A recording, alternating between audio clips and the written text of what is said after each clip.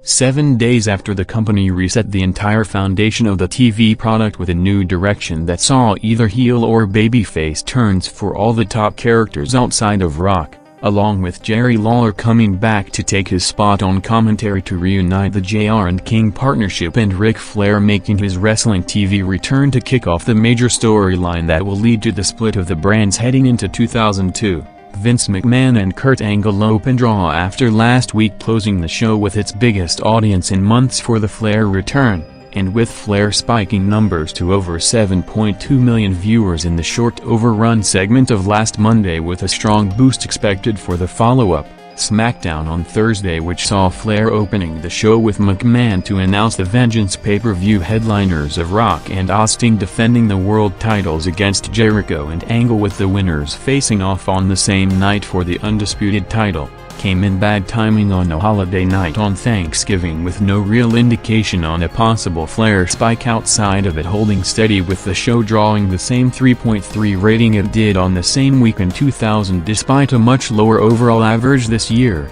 with Vince putting over Angle as the soon-to-be first Undisputed Champion, with Angle hyping the pay-per-view, running down his athletic accomplishments through every stage of his career to open Raw above the recent normal range with a 4.1 rating. With McMahon announcing the headline segment of the night, looking to make Steve Austin the second inductee to his club after opening it with Regal last Monday.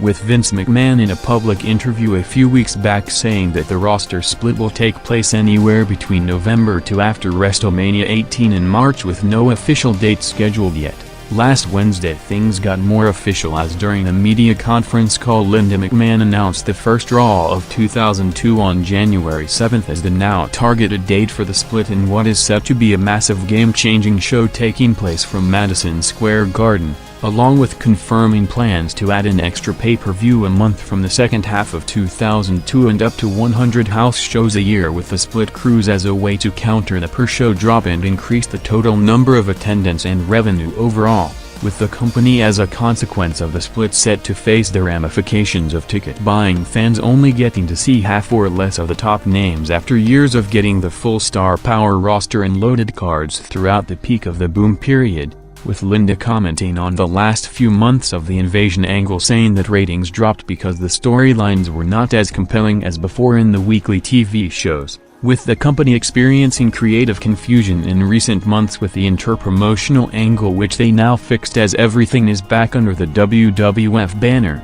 noting the massive increase to a 4.8 rating for the reboot show last Monday, drawing the highest rating in months. With two of the big talking points on the night, with the returns of Ric Flair and Jerry Lawler being finalized just hours before Raw went on the air, with Flair being contacted by the WWF to start negotiations on November 9th, with him signing the 3-year contract only last Monday, with his release documents from Time Warner being faxed to the Charlotte Coliseum hours before the show in the afternoon of Raw. With Lawler's deal also finalized at the last minute but under different circumstances, with him contractually signed to the new XPW promotion, along with already agreeing to appear at the next World Wrestling All-Stars tour in Europe, with him eventually getting the release and signing his WWF contract similar to Flair hours before Raw went on the air, with Raw getting its first significant viewership boost on the night to close the first hour, with a quarter featuring a Trish vs. Stacey match followed by Rock coming out for a promo to a massive ovation from the Oklahoma crowd,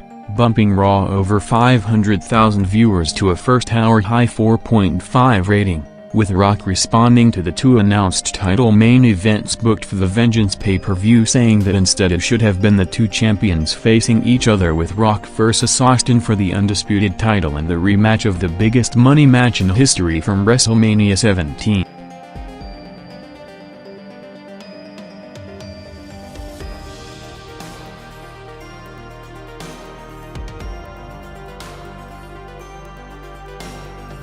Rock's promo crossed over 10 p.m. to open Raw's second hour, doing a Vince McMahon impersonation after booking him in 2 handicap matches in the last 4 days, promising to still go to Vengeance to bring out his opponent in the first round of the title tournament, with Rock and Jericho set for their second pay-per-view match after the No Mercy Classic and third singles match in the current series overall after the rematch on November 5th. With Jericho cutting his first heel promo after the official turn in the past week, bragging about beating Rock with the Rock Bottom on SmackDown, while saying that for the past few years he concentrated more on entertaining the people than winning his matches, which held him back and halted his career. Closing the promo with Rock's response with them set for the featured match on the night in a handicap match with Angle in the next half hour.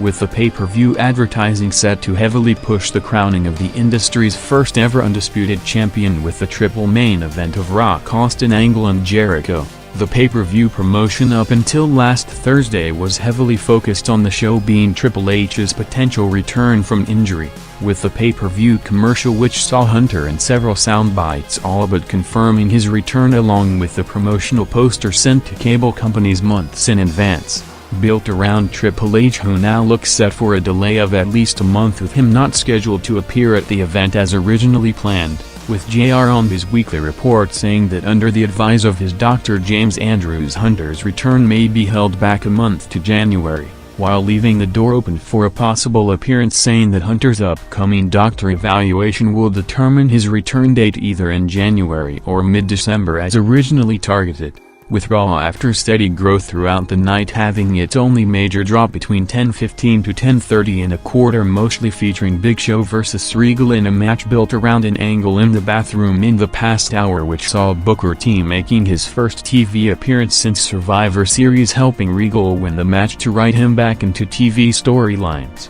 along with a Vince and Taker backstage segment to set the stage for the big angle of the night coming up, with Vince saying that for 11 years he showed Taker nothing but respect and had complete trust in him, which is why he never had to give him special attention, unlike other high-maintenance top guys who left him at the first opportunity.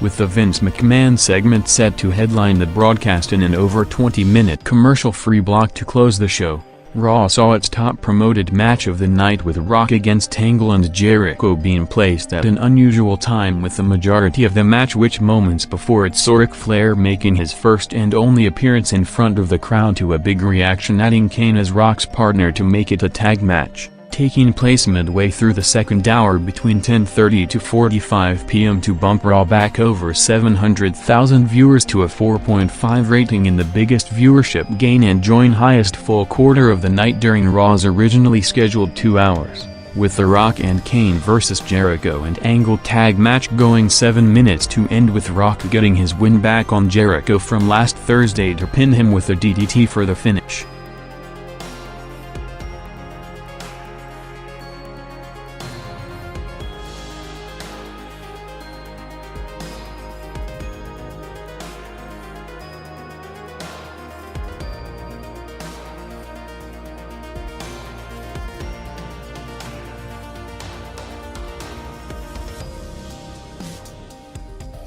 Minutes after the Rock and Kane vs Jericho and Angle tag match, which saw the post-match angle of Rock laying out Jericho again followed by the final commercial break, Vince came out at 10:54 p.m. followed by Austin 2 minutes later in his first appearance on the night, as with Austin and McMahon established back in their natural roles against each other for the first time in 9 months after the product reset last Monday. looking to get back and play off the Austin vs. McMahon dynamic, including Vince threatening Austin to join the club after he learned his lesson before and not wanting to go through McMahon vs. Austin 2.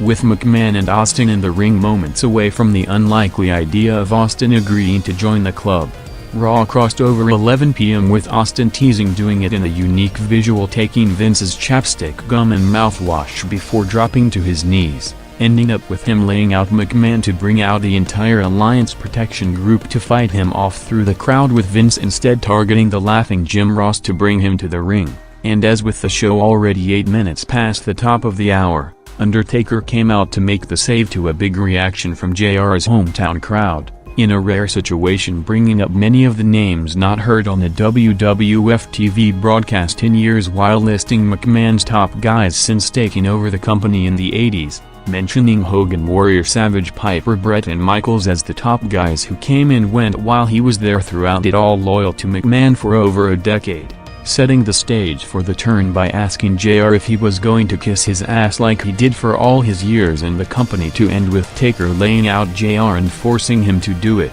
officially turning heel after talks of it taking place over the past month, with McMahon reportedly originally planning to turn Taker instead of Angle as the undercover in the Alliance, and with the controversial aspects of the Angle dividing opinions with JR, as he often did, again being laid out in his hometown of Oklahoma to McMahon's enjoyment, with Raw throughout the show seeing several of the edgy elements that were taken off the product in the past year being brought back on the night in the continuation of the revamped product starting last Monday. Vince McMahon, who waited 3 years to do the segment on television since first bringing up the idea in November 1998, got his justification with the factual numbers speaking louder than any opinion, as the overrun, which saw Raw going off the air at 11:14 p.m. in the joint longest overrun in show history, spiking huge with over 1.3 million viewers to the peak of the night 5.5 rating with over 7.1 million viewers, a full rating point above any other segment on the night,